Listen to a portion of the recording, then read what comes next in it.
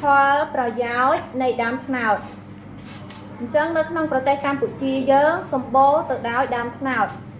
ព្រោះអីគឺដើមត្នោតគឺជានិមិត្តរូបនិងជាអត្តសញ្ញាណវប្បធម៌ដ៏សំខាន់នៃប្រទេសកម្ពុជាដើមត្នោតគឺមានរាងមូល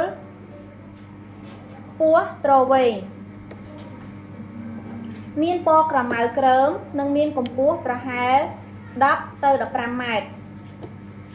ចឹងដើមត្នោតកម្ពស់វាគឺអត់ស្មើគ្នាទេមានខ្ពស់មានទាបអញ្ចឹងទៅអញ្ចឹងជាទូទៅកម្ពស់របស់វាគឺពី10ទៅ15ម៉ែត្រ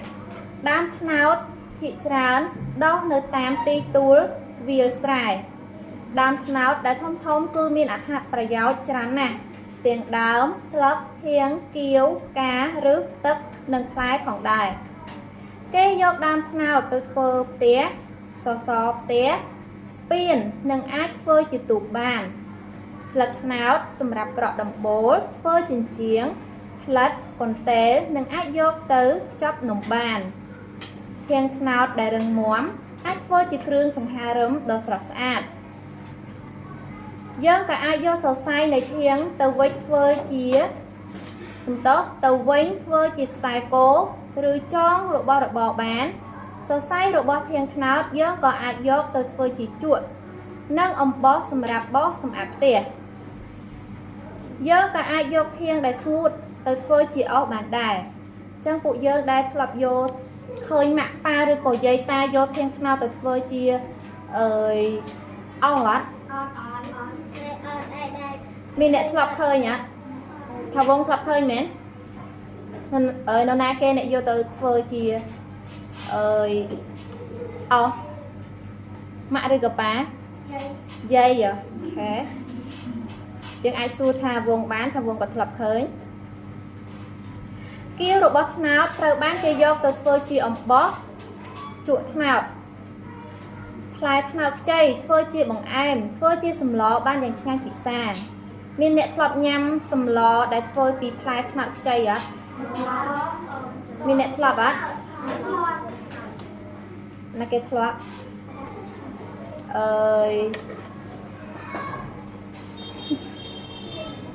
មើលអ្នកណាធ្លាប់លើកដៃមើល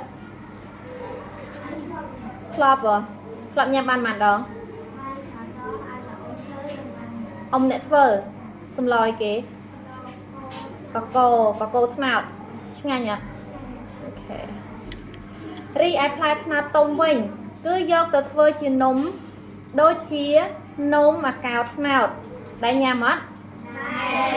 ចាអញ្ចឹងនំអាកោត្នោតឲ្យតែដាក់ត្នោតច្រើននោះគឺឆ្ងាញ់ហើយឈ្ងុយទៀតចាខ្ទិះហ្មងធ្លាប់ញ៉ាំមែនឆើតែថានំអាកោគឺពួកយើងសុទ្ធតែធ្លាប់ញ៉ាំទាំងអស់ហ្នឹងមែនអត់យេគាត់តែនិយាយឈើឃ្លានបណ្ដោយនៅនេះក៏មានលក់ចាឯងទៅទៅទីមរៀបទៅទិញមកនៅណាញ៉ាំអត់ឆ្ងាញ់ទេដល់ទៅធ្វើភ្លាមនៅស៊ីមរៀបធ្វើភ្លាមហ្មងហើយណាមួយគេដាក់ត្នោតច្រើនចឹងឲ្យឆ្ងាញ់រីឯឬត្នោតវិញគឺជាថ្នាំឬក៏ឱសថបុរាណដែលចាស់ក៏ធ្លាប់យកទៅប្រើប្រាស់ដើម្បីព្យាបាលរោគការរបស់ត្នោតគេយកទៅគៀបយកទឹកត្នោត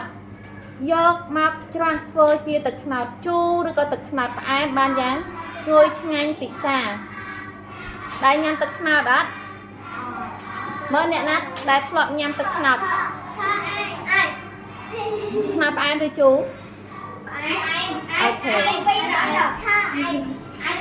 ថាវងទាំងពីរឯងមិនដែរទឹកត្នោតជូរមិនដែរ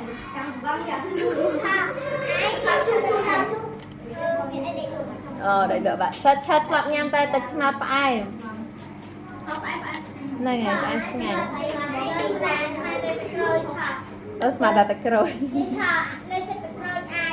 អញ្ចឹងទឹកត្នោតផ្អែមនៅនេះក៏សម្បូរអ្នកលក់ដែរទាំងទឹកត្នោតផ្អែមទឹកត្នោតជូរម្ដងមែនម្ដង1000ថោងមែនយ៉ា10ចំណោះកន្លះលីត្រ ngày môn mạ chờ tên màu đấy ta cho plate ở đang hạt lại mẹ có tênទឹកnọt và ai màu ngànhទឹកnọt nơi ní lụa sọt ở đây để chơi nhằm đây ta chân chỉ trong cao ở dương trâu tại thai để xa nâng bần to đam đam nọt ở bàn tràn prua đam nọt mi nạc hạប្រយោជន៍ យ៉ាងច្រើន មហាសាល